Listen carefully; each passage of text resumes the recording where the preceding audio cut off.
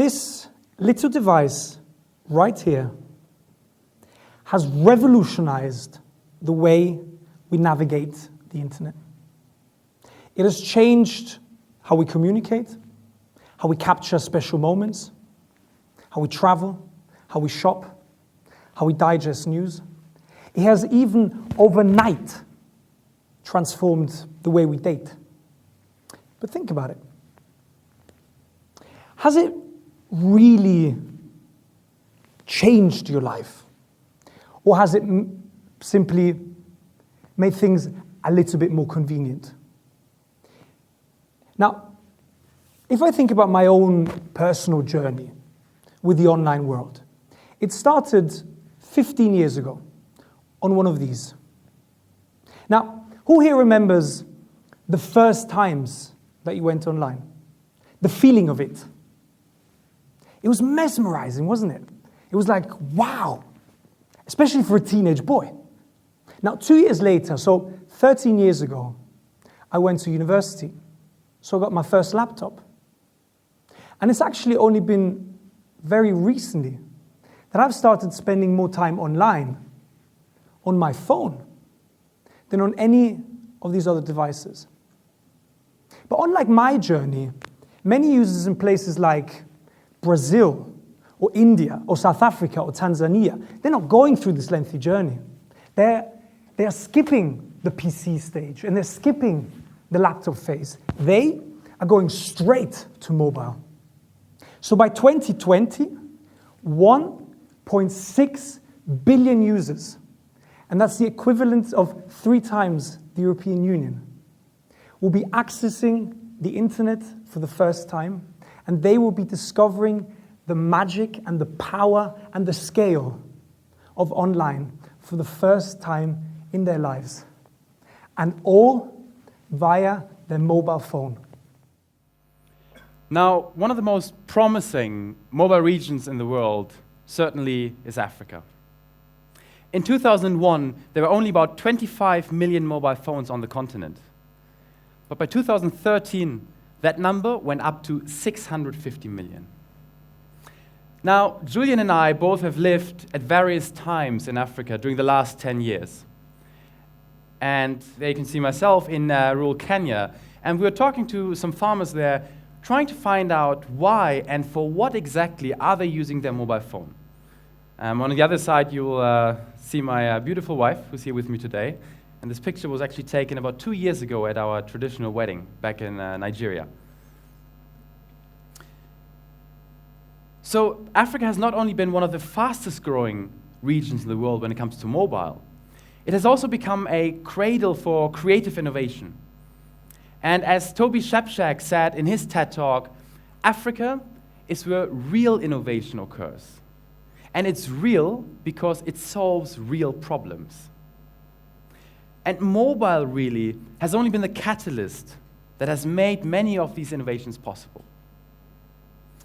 So today, we would like to share a few stories with you. But we would also like you to keep one thing in mind. People often talk of Africa as if it's sort of one big place, which is obviously not true. There are huge differences between countries and also between regions. Let me introduce you to 2 very close friends that I've known for 10 years. This is Kevin from rural Kenya, and this is his cousin Samuel, who lives about 12 hours away in the capital, Nairobi. Kevin is an orphan, so Samuel pays for Kevin's school fees and sends him pocket money. But Kevin doesn't have a bank account, and actually, neither does Samuel. So just imagine not having a bank account. Where would you store your cash? How would you send money to your friends and family? And just imagine not having a credit card or a debit card. How would you pay your bills? And you wouldn't have a credit history, so where would you get a loan? From a loan shark?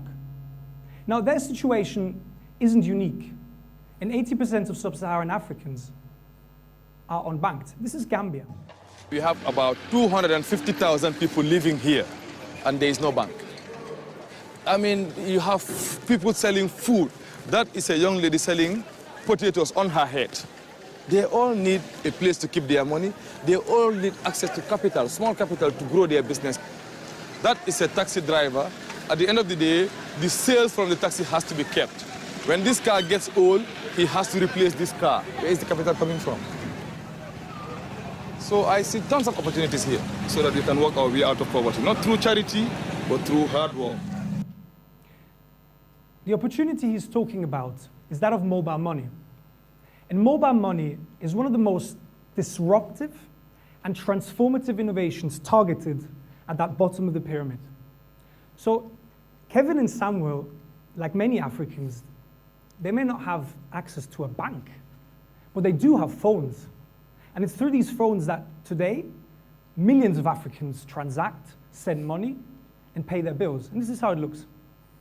So actually, it is very easy for Samuel to send Kevin money and for Samuel to pay for his school fees on time. And it's all happening on their mobile phones. And all within minutes. Now, the lack of electricity is another major challenge in many rural areas in Africa. And this is a photograph I took in northern rural Tanzania. And this is in the middle of a busy marketplace, but you can't really see anything. And this is Beatrice. And Beatrice is also from Tanzania.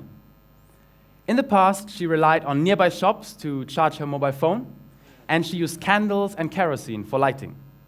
Now, kerosene is not only very expensive for Beatrice, but it's also quite dangerous. It can easily cause a fire, and the fumes are quite poisonous. Now, this is how Beatrice's children used to do their homework. And look at the lights. I mean, that's terrible, right? No child can learn or concentrate in such an environment. So in East Africa, projects like Mobisol are helping Beatrice and other families by providing them with solar energy. And solar energy made possible through this. And this is how it works. A solar panel is installed on the roof, and it's connected to a battery inside the house. And in Beatrice's case, the panel actually generates enough electricity to light up 3 rooms, to charge her mobile phone, and to power a TV and the fridge. Plus, she can actually earn some little extra cash by charging all her neighbors' phones. Have a look at this.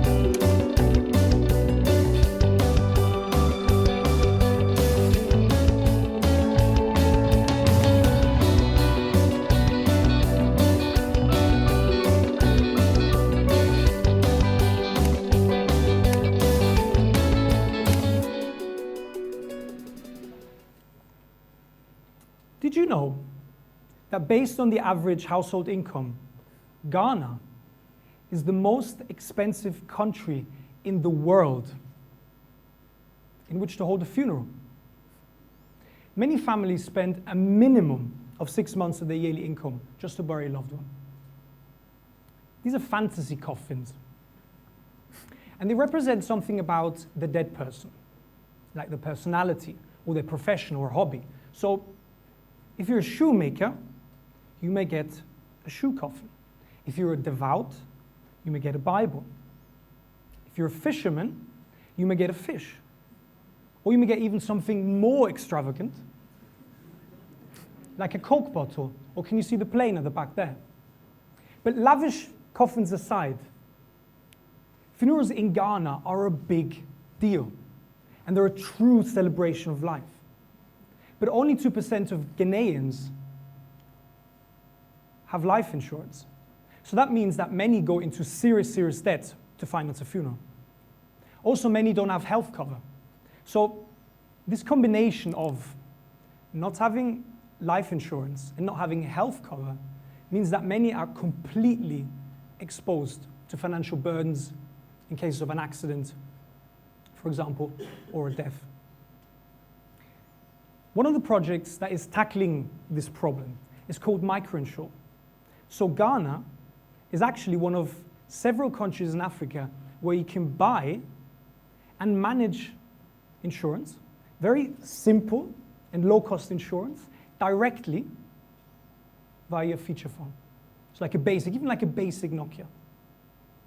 So families with this can make sure that they can cover the cost of a funeral. And if you're a builder and you get a job in just for a day, you can get insurance via simple text message just for one day, just for 24 hours. Now these are some of the tech hubs that are sprawling up across Africa, from Lagos to Nairobi, from Accra to Cape Town.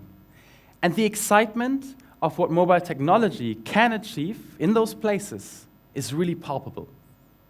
Now, but we also want to be realistic today. And there are still many challenges. Now let me illustrate you to this. How much would you pay here in Lugano for, let's say, 1 month of internet? How much more or less? Would anybody know? 50, 40 Swiss franc? Yeah? Okay, perfect. Now, what if I tell you that in Zambia, if you were to buy 1 month of internet, it would cost you the equivalent of 500 Swiss franc today, which is extremely expensive, I would say. So many people just simply can't afford this. So publicizing mobile technology as this sort of panacea for African development is certainly an exaggeration. But think about the stories that we told you, and think about the creative innovation that mobile technology has triggered so far.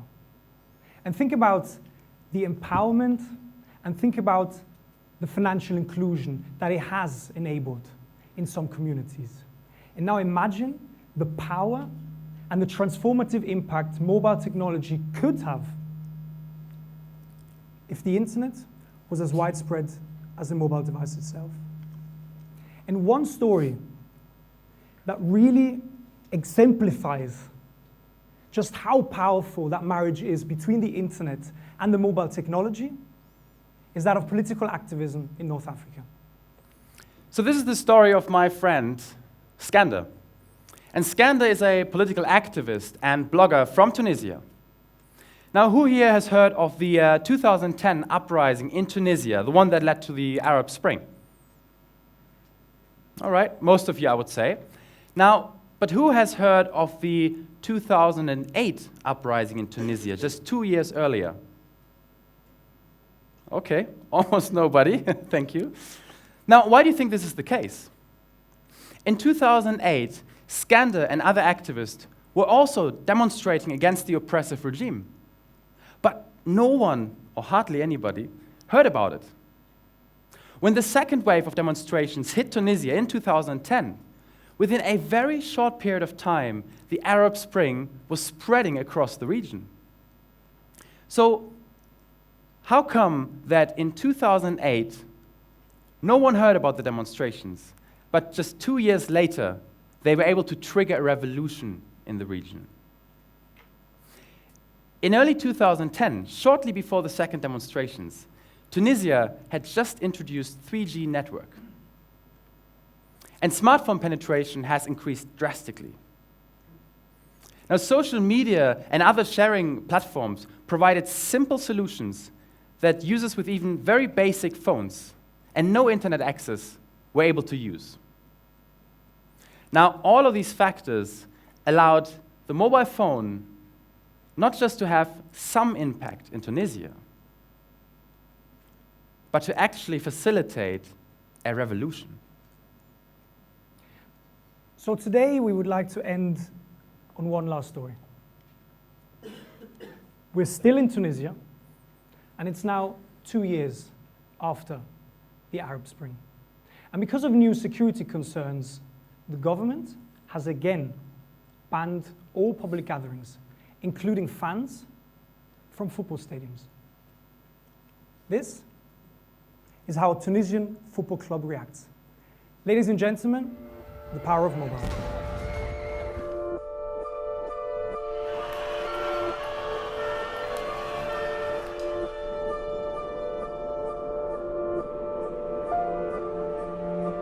On sent la froideur, on sent le silence mourant. Les supporters donnent 50% de la motivation. On rencontre une équipe qui est mythique du championnat tunisien. Un match capital, c'est le match de la saison. Il faut qu'on gagne dimanche.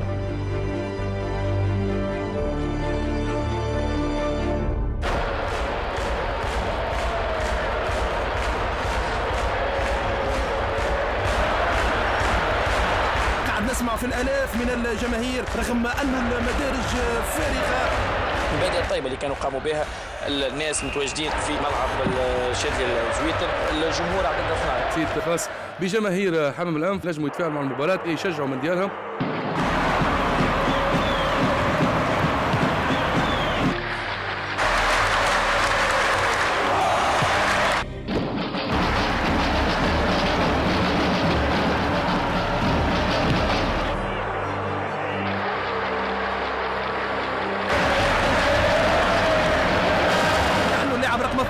قاعد يدفع في اللاعبين. الشعباني على اليمين، كرة عرضية لحسن الحرباوي يسدد والهدف الأول.